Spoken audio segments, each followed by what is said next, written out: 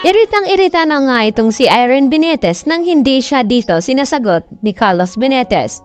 At sa tuwing tumatawag nga itong si Irene ay na-block na pala siya dito ni Carlos. At dito nga nakinausap agad ni Irene itong kanyang kaibigan na humanda daw itong si Carlos dahil sisingilin na nga daw niya itong kanyang lover husband. At lalo na ngayon, na iniiwasan siya at binablock nga dito ni Carlos Benitez. At dito naman na tila nag-aalala itong kanyang kaibigan. At ang gustong mangyari ngayon ni Irene na gusto niyang umuwi ng Pinas upang makaharap na nga agad itong si Carlos. Samantala, nakakuha naman ng balita itong si Irene na may bago na nga kinakasama itong si Carlos ngayon. At dito nga na gumawa ng paraan ito nang sa ganon ay makuha niya itong number ni Lynette at matawagan. At laking gulat nga dito ni Lynette nang may tumawag nga sa kanya at nagpakilala Irene Benitez at gusto nga makipagkita. At nagulat din naman itong si Diyosa na kung sino nga ba itong si Irene Benitez sa buhay ngayon ni Carlos.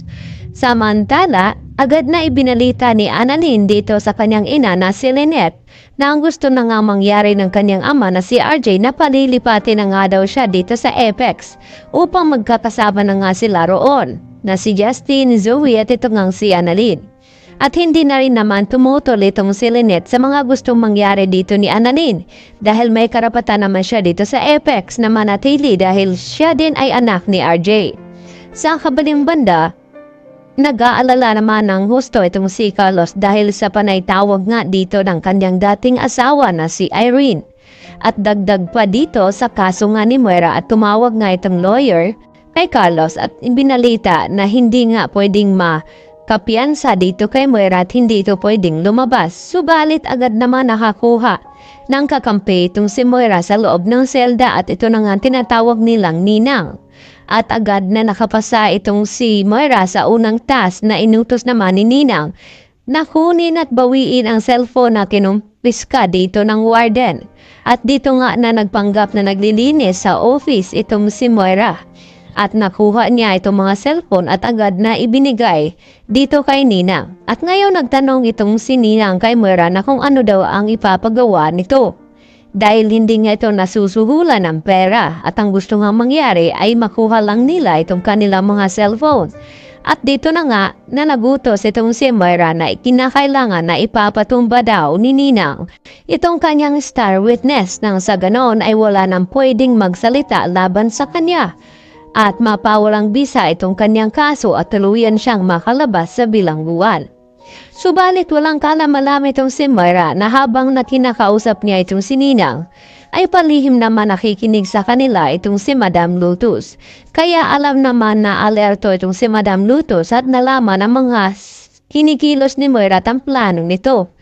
At dahil dumalaw nga itong si Giselle ulit dito sa kulungan at nakibalita kung ano na ang takbo sa loob.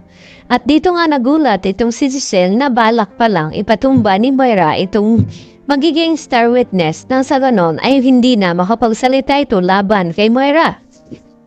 At agad din na pinakilos ni Giselle itong kanyang lawyer upang mabigyan ng proteksyon itong sinasabing star witness na si Dax.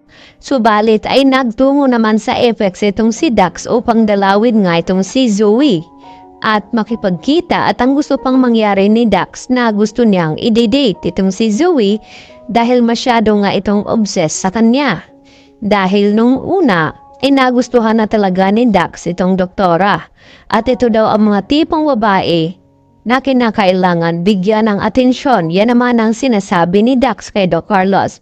Subalit hindi pa nga nakahirit itong si Dax ay dito naman na binigyan agad ng suntok ni Carlos itong si Dax at binalaan na wag daw babanggitin ang pangalan na Zoe. Kaya nagtaka itong si Dax kung bakit masyadong defensive itong si Doc Carlos.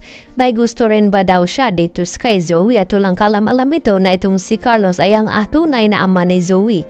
Yan ang ating pagkatutukan at aabangan mamaya dahil muling na nga babalik itong si Irene Benitez at magpapakilala at haharap nga dito kay Lynette. Yan lang po at marami pong salamat muli sa inyong pananatiling panonood.